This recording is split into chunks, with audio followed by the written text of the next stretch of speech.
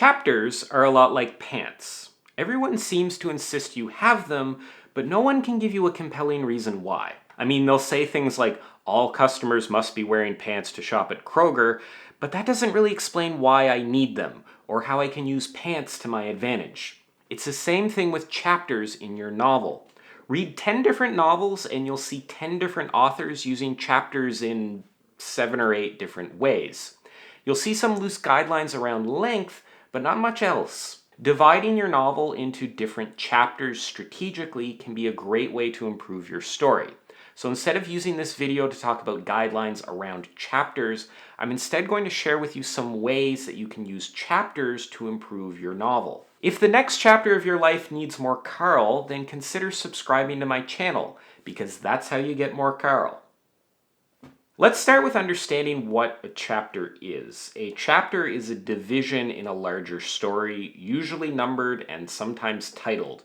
A chapter break is distinct from a scene break because a chapter can be made up of several scenes, though some writers make every chapter a single scene. A scene has more clearly defined rules. Anytime you switch viewpoint characters or move location without describing the move, or if you jump ahead in time, you generally need a scene break.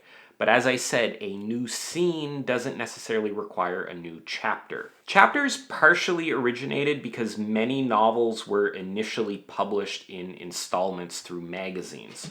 One chapter published a month, or whenever the magazine came out, and then when the novel would get published as a standalone work, the chapters were maintained. And this actually brings us to one strategic use of chapters.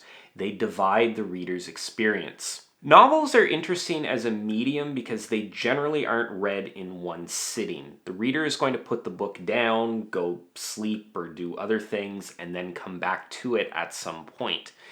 In their time away, mostly on a subconscious level, they're going to be thinking about the book. Their mind will be processing the events they've read to some extent. And when they come back to it, they'll potentially have a different perspective on the events that they've read about. This discussion is relevant for chapters because readers often stop reading at a chapter break. They are a logical stopping point, which means that the next chapter is going to be read after a delay of some time. This means that they may need some time once they come back to the story to get back up to speed on it. You don't need to start every chapter with a recap. That's probably actually a bad idea.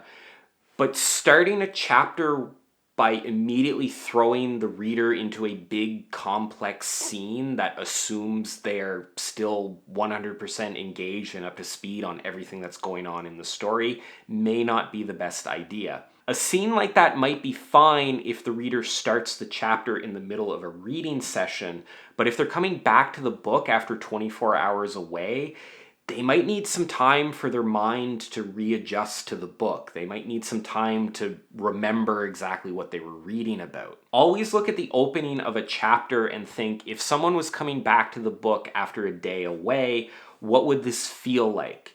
People will tend to stop reading at chapter breaks, so adjusting where your chapters start and stop might be worth doing if the start of a chapter could be confusing to a reader who's coming back after being away for some time. Chapter breaks can also be effective for managing tension.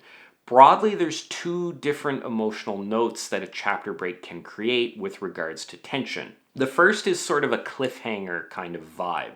The villain is holding the hero's love interest off the side of a bridge and has just let them go. Chapter break. In this case, the uncertainty is going to ramp up tension. The delay of resolution caused by the chapter break is going to feel like a long time. This break, this delay of the resolution is going to build up some tension. The second emotional note of a chapter break is more of a resolution and a lowering of tension.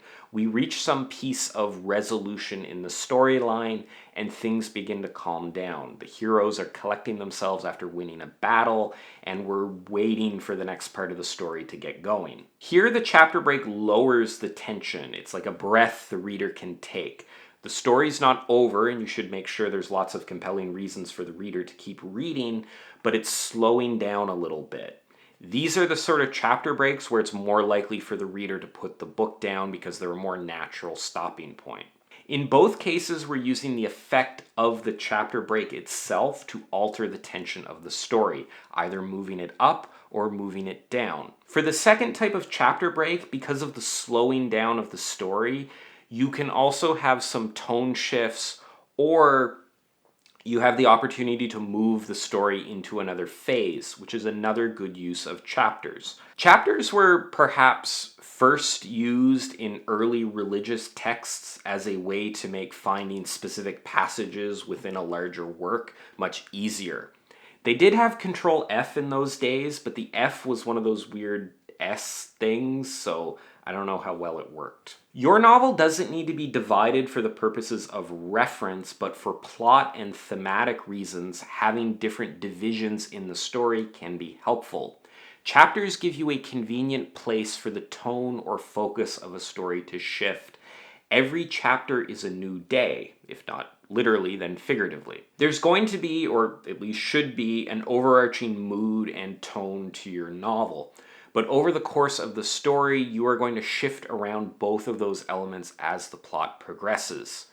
Moving the reader into a different emotional beat through the beginning of a new chapter is much less jarring than doing it at a scene break, or God forbid, within the scene itself. There's an expectation with a chapter break that something is going to shift. So moving from a darker, more emotionally intense chapter to a more lighthearted part of the story at a chapter break is much easier and less jarring than doing so at something like a scene break. And this isn't just for tone and mood. It could be location, time period, if your novel jumps ahead in time. Whatever changes throughout the course of the plot, you can make those changes easier on the reader by dividing them into different chapters. Breaking your plot down into these different phases is helpful not just for the reader, but also for the writer. A novel is a really complex story, and breaking it down into chapters that more easily allow you to grapple with the different phases of the plot benefits both the writer and the reader. I get a lot of comments here asking, how do I organize my novel? How do I keep track of so much information? And I'm probably going to do a specific video on that at some point. I haven't yet because of disorganization, irony.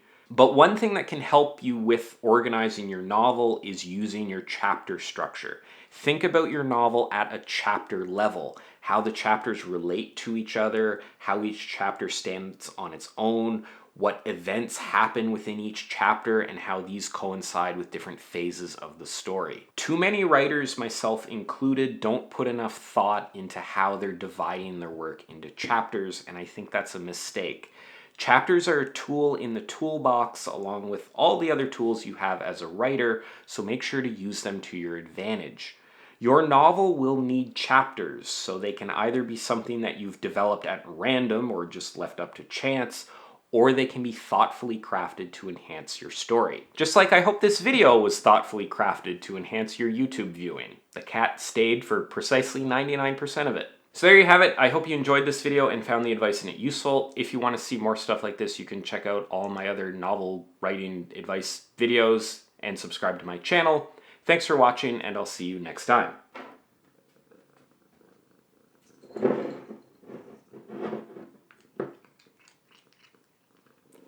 Okay, that's fine.